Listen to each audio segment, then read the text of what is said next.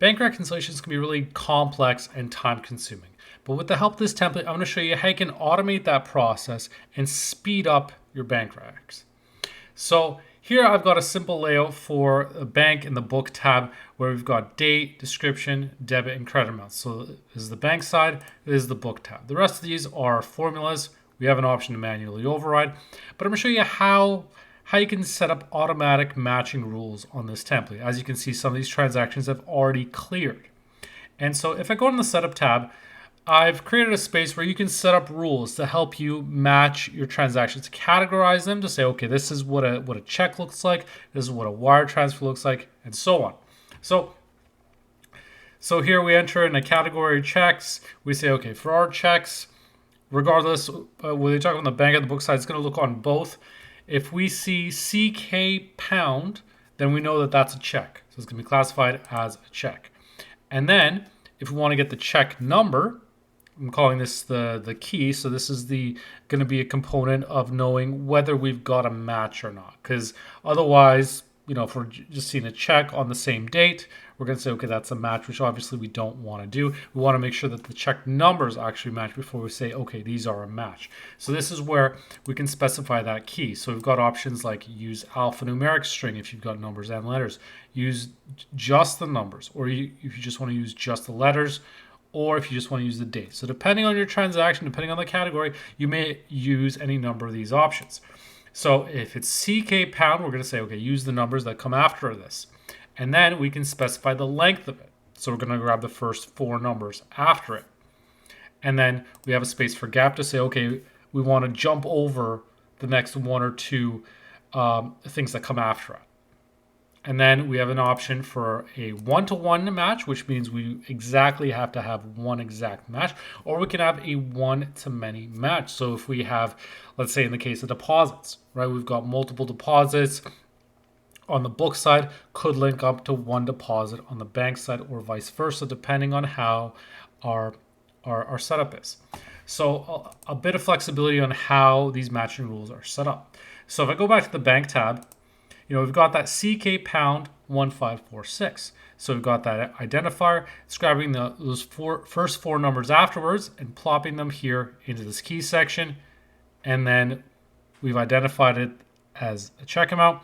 And we got the amount. So if these items are all a match on both sides on the bank and the book tab, then we've got a match. So this is designed to minimize false positives, to make sure we're not accidentally matching things that aren't a match. So in this case, we say, okay, we need the check number to be a match. So we look on the book side. We've got 1546 as well. We've got that same identifier, and so on. Now let's say we want to utilize that gap. So we don't want to grab the first 4 numbers afterwards because there's going to be a 0 first. So now it's not a match. We've got 0, 1, 5, 4, right? And same thing on here. We've got, let's say in this case, we've got a 7 in front. Whatever the case may be, we can go back here and let's set that gap to 1. So basically it's going to skip over the first thing that comes after the identifier and then grab the first 4 numbers. So now, if I go back, now it's matched it. So it's skipped over that 7, still pulled in that 1546. Same thing on the book side. So now it's able to match. So that's how you can customize your rules to determine how you want these transactions to be automatically matching to one another. If you go back here, we've got the wire transfers and deposits, in which case we're just using the dates. Because typically, if you're dealing with wire transfers or deposits, there's often not going to be an identifier on the bank or the book side, again, depending on how you've got your GL set up and how your bank statements look. This may vary. But if we're using the date, it's just going to pull in the date. So for the case of wire transfer, we've got February 9th, 2024. We've got 02/09/24. So we've got that date in there as that being the key. On the book side, we've got that wire transfer as well, 02/09/24. So now let's take a look at an example where we've got multiple values matching up to 1. So we've got this deposit here on February 4th for $10,511. February 4th. On the bank tab, we've got multiple deposits on February 4th. If we add these up, they add up to $10,500. $1.11. But the problem is, because on my rules here, I've got a 1-to-1 match, I'm looking for an exact match. So on this system here, it's not going to automatically flag that as saying, okay, this is a match.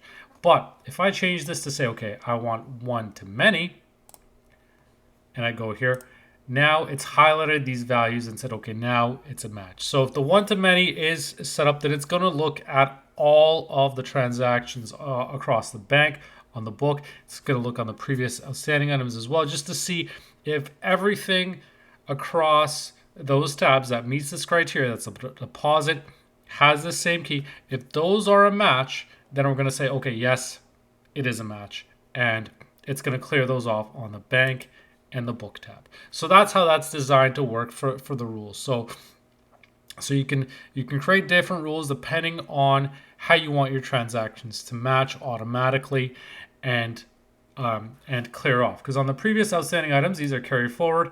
These are also checked onto here. So if we've got dates here that are a match to what we've got on our book and our bank tabs, obviously those can clear off as well. But now what about those situations where you don't have an exact match and you actually need to do some side-by-side matching? That part is also going to be easier as well. So I've got this reconciler button here. So on the home tab, I've added to the ribbon, there's a section for this bank reconciliation. So we've got an option for reconciler to launch a new month, to clear the data, and to reconcile the month and create a report. So I'll start with the reconciler here. So if I open this up, we've got an option to do side-by-side matching. So I'll start with just selecting anything on this side here. So I was on the bank side, so it's going to pull these transactions from here. It's also going to pull the values from the previous outstanding tab. So if I select these values, so I selected a wire transfer, I'm going to see other wire transfers that I can potentially match up to.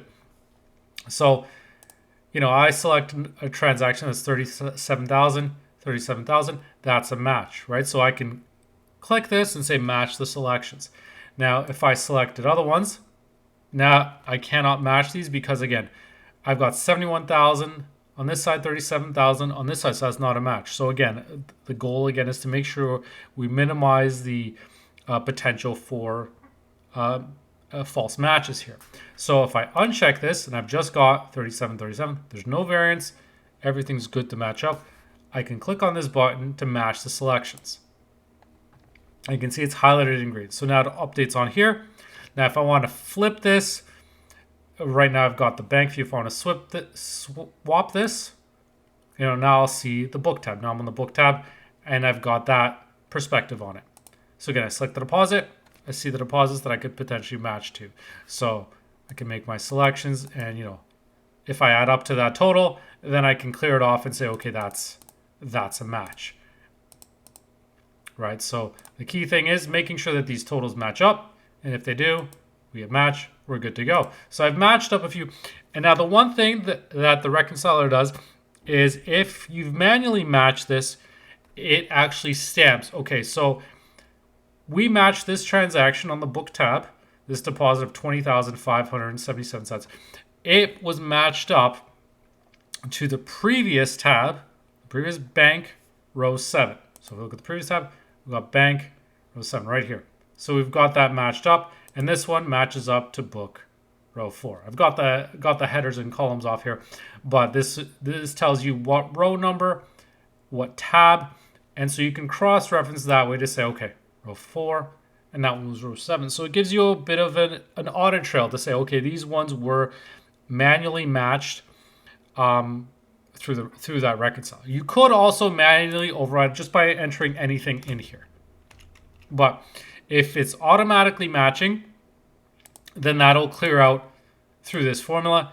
If it isn't manually matching, you can override it yourself, or you can go through that reconciler and go through and do your bank reconciliation process that way. So it's a lot easier to do side by side. You don't have to open a second screen, an Excel window to do this. You can do that right within that reconciler. Check those items off, and knowing that you've got that audit trail. And if there are multiple items, it's going to list each and every row, each and every item that you've matched to say, okay, this is the complete list of items that have been a match.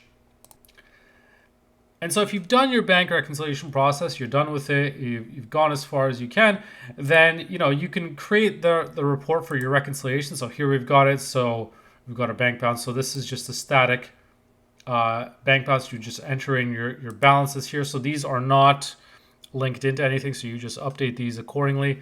We've got our variance here. We've got our reconciliation date. So if we want to actually reconcile everything based on our categories, we click this button to reconcile the month. And once you do that, we can see we have a breakdown based on the checks. So we've got, this is the bank side, this is the book side. So these are all of our outstanding items based on what we've got. Now, obviously, I don't have the balances entered in here. I've made some changes in here, but this is how we would sort of match it up to say, okay, this is a breakdown of the wire transfers, the deposits, all our outstanding items, and all that. So once you update your balances and everything's accounted for, you would see that that's a breakdown of your report. So a clean summary to see what makes up your outstanding items, presumably if you've got everything posted in here. So it generates that report for you to help summarize that for you. And then, if you're done, you want to start a new month, then that's where you click the new month button. What it's going to do is says, okay, it's going to clear the bank and book data and copy the outstanding items to the previous outstanding items. Continue. I'm going to click no for now because I'm just going to show you what it's going to do. It's going to push these items to this outstanding items, the previous outstanding items tab, and push those into there. So if I go there and click on new month, it's going to do that. And so it's cleared off my reconciliation. My bank and book are clear. My previous outstanding now has these values from 2024. So it's got these values that I did not match. So it's added to my old list and pushed over the items that I did not have a match for previously. So it's going to build off. And so you can start fresh with a new month, put in your values, and start with your reconciliation process for the new month. So your previous outstanding items are going to get added to whatever was not reconciled. So this template can hopefully help you, improve your bank reconciliation process. Just again, because you've got those automatic matching rules you can set up in the setup tab. You've got the reconcile, which makes it really easy to do side-by-side comparisons and check off the items as they match up. And again, giving you that audit trail to see, okay, this is exactly what you matched to what. So if you need to look back and reference back, you can see that's what happened. That matched up to what. So I'll leave a link in the description for this video where you can access the post related to this template, and you can download it and try it out. So hope you like this video and this template. Please leave a like if you did, and make sure to subscribe for more. Thanks for watching.